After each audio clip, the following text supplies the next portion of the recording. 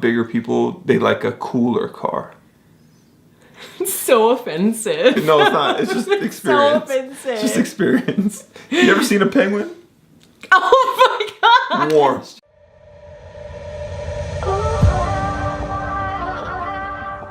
So today I signed up for both Uber and Lyft, and I'm really nervous about driving. So I have my friend Human here, who has driven for 3 years, and I'm going to ask him some questions because I think he might ease my mind a little bit. I feel like the thing that I'm most concerned about is somebody puking in my car. Yeah, that could happen. Has it happened to you? Nope, not to me, not ever. Okay. If you're concerned about someone puking in your car, which is my number one concern, just don't work evenings. Don't work Fridays, don't work Saturdays. I mean, that kind of sucks because those are technically the days that you make the most money. Yeah. And you do get paid a lot. You get paid like $200, $300 when someone does that. You just have to take pictures. Well, I was thinking about putting puke bags in my car. You could, but that's a very bad look when you walk. Because I once walked into an Uber car and they had puke bags, and it kind of ruined my vibe. I was with my boys. We were trying to get some tail, you know what I'm saying, going out Denver. Holla at your boy, you know what I'm saying. And there was bags in the car, and it ruined the vibe of the night. It ruins the vibe. It ruins the vibe. How would that ruin the vibe? Don't put puke bags in your car. I think I disagree. I'm pretty sure. Leave one in your driver's side for emergencies, like a bucket, but don't just have them there. A bucket? I'm not gonna carry a bucket around Next with question. me. I was thinking like a plastic bag. I'm done with the subject. Next question. Next question. What if somebody does multiple stops and then what I'm worried about is like how much time they have on that stop. Like, can you regulate that in some way? So you get paid, this is the question I get a lot. Do you get paid by mileage or you get paid by time? You get paid by both, but mostly by mileage. So if someone's like, can I stop by this liquor store? It's a block from my house. I always say yes just to be a nice guy. And a lot of times they'll give you a tip. A lot of times they won't, but a lot of times they will. But you're not really getting paid by the minute. So like if you go to the liquor store and it takes them 10 minutes, you're going to pay, in that time, you're going to get paid maybe like $1 for 10 minutes. What if you, maybe because you it's could like say, 10 cents a minute. Maybe you could say, hey, listen, yes, quick. we can do this stop. You have 5 minutes. After 5 minutes, I'm going to have to leave. And you'll have to call another ride. That's a little rude. You're not going to get a tip. I would just say, ooh, only if it's quick, I have somewhere to be or something. I would lie. So the number one key to being an Uber Lyft driver is you have to learn to lie a lot. Yeah. What? Yeah, what is that advice? Like, you know, it's just good advice. Like if they're like, how's your day? And it's really bad, you're like, oh, good. Because then you get a tip because people want to be happy. Or you can program multiple stops. Yeah, so some people do that. Yeah. But the app doesn't give you like a time limit when they not stop. for a stop, no. So what if somebody wanted to stop and go grocery shopping and make you wait?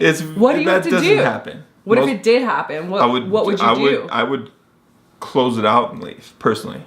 You just close the app out? Not close it. Close out the ride and then take off. But I've never had that issue. I've done 4,000 rides. I've never had an issue where somebody was somewhere too long. And if they have been, they ran out and they apologized. People have like 5 minutes or something to get out? To get in the car? Yeah. And what if they don't? It's different. Call them. It's different for Uber and Lyft though, right? It's about 5 minutes for each. Like 3-4 minutes, just call them if they're not out there. And you know what I say? Oh, this is such a good tip. I'm so good at Uber and Lyft. I just say, hey, I'm not sure if I'm in the right place. I'm at 2689 Kingston. I'm like, oh no, I'm there. Okay. You know what I'm saying? So that you're not rushing and you're like, oh, I'm just making sure I'm in the right place. You're calling customers. Instead of saying like, where are you? I say, hey, I'm not sure if I'm in the right place. Okay, I like that. That's a nice little tip. Yeah. Yeah, it makes it seem like you're not kind of being a jerk, but you are. I would say like 60 to 75% of the time they're already outside and ready to go. Really? Yep. I never am. I must be a jerk of a passenger. I get down fast. I don't think I ever made anybody wait too long. Yeah, it depends when you drive. Like during business hours, like everything depends where you drive. Like when I drive in the business areas, people are ready. They're outside. They're ready to go. Right. Nights going out, people are pounding their drink before they leave. So it just kind of depends. And but just call them. Call them 3-4 minutes. Call them. Get them outside. A lot of times the app, there's no way to rectify this.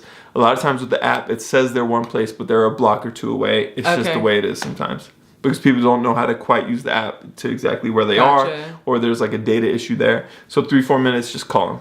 Will you wait past the 5 minutes? I do. You do? I'll wait till about 4 or 5 minutes. I'll call them. If they don't pick up, I'll cancel the ride and I'll get a cancellation fee. Would you start the ride if you waited past the 5 minutes? Never ever start the ride until the rider is in the car, because it could really F you like it's F'd me in the past.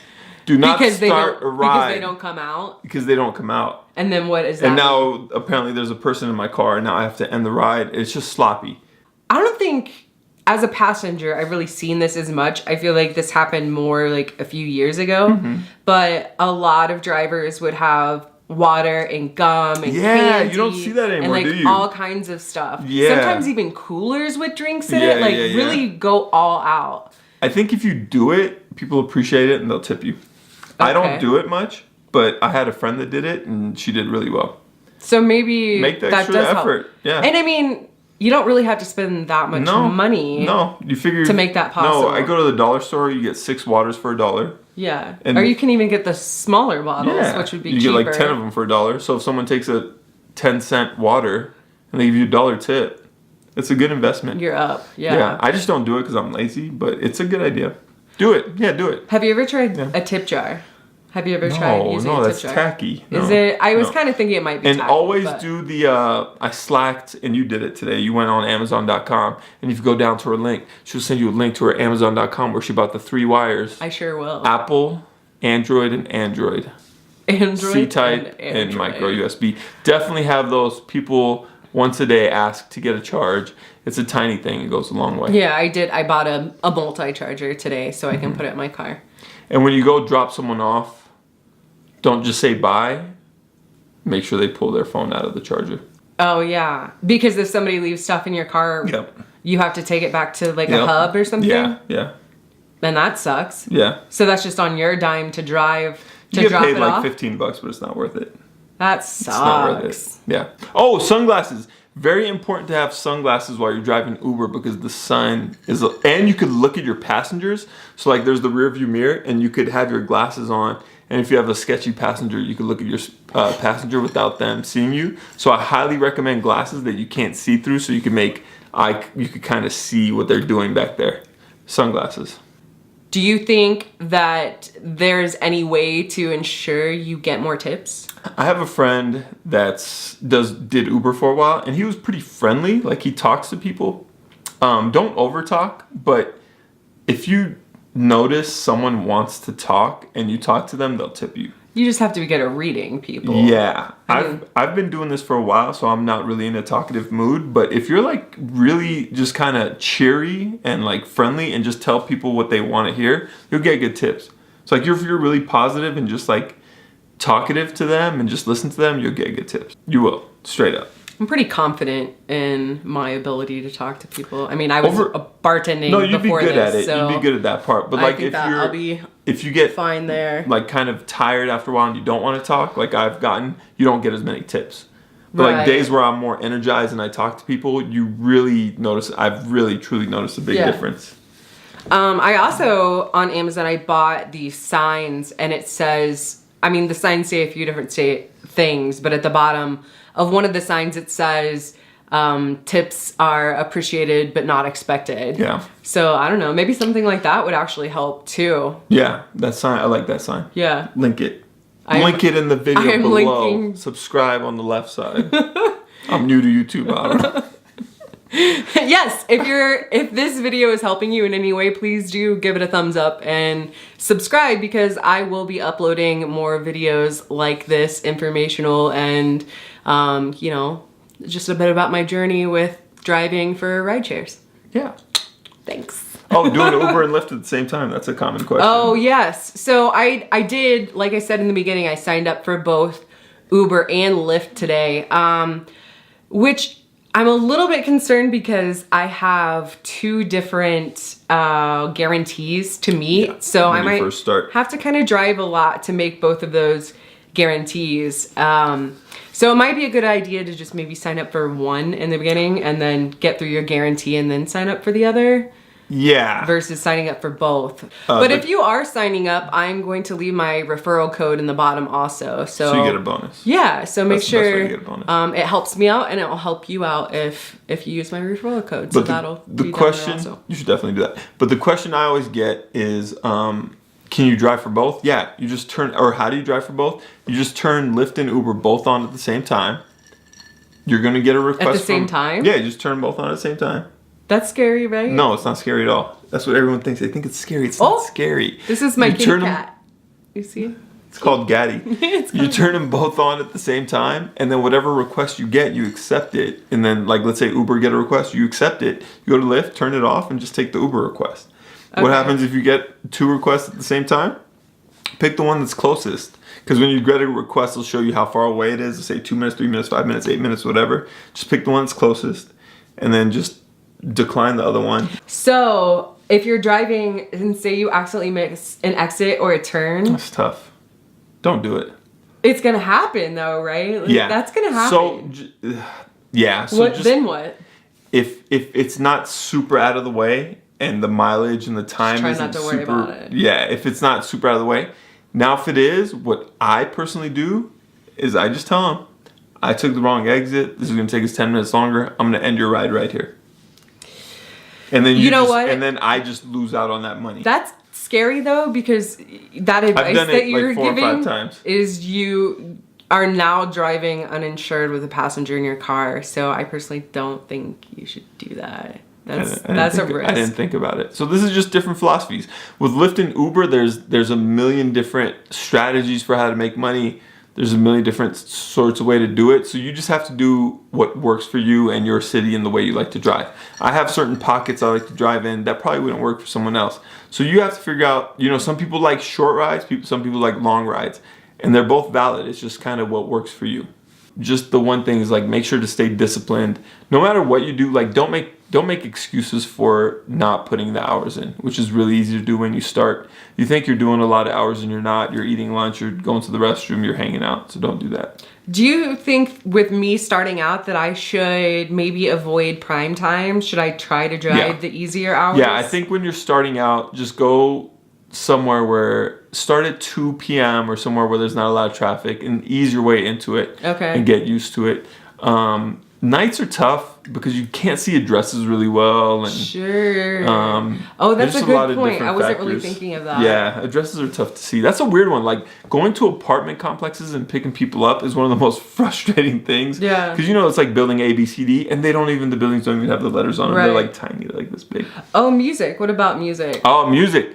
What I personally do, once again, this is a 4.95 Uber rating guy here with over 3,000 rides. I don't play music.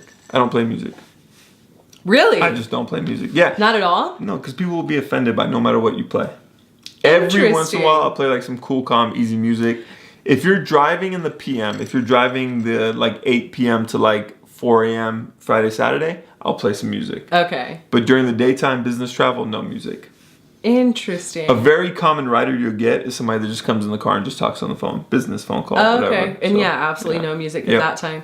Do you offer it to them? Do you say anything? No. Like, if you'd like me to adjust the radio? No. Or...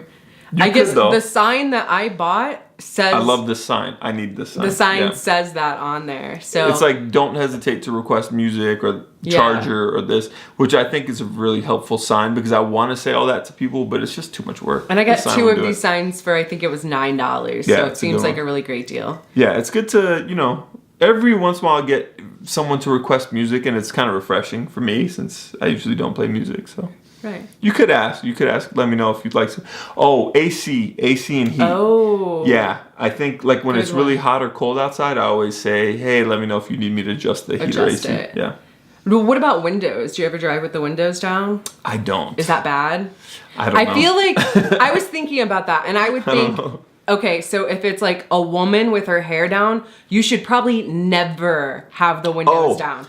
Because people have done that to me, and if I'm like, if I have my hair done, and I get in a car and they have the windows rolled all the way down, I'm not happy about that. Yeah, you got to know how to read people. So like, if someone is glandular, if they're larger and kind of, if someone's fat, you blast the AC. Yeah, Is that what you're gonna say? The fatter someone is, usually they like a cooler car.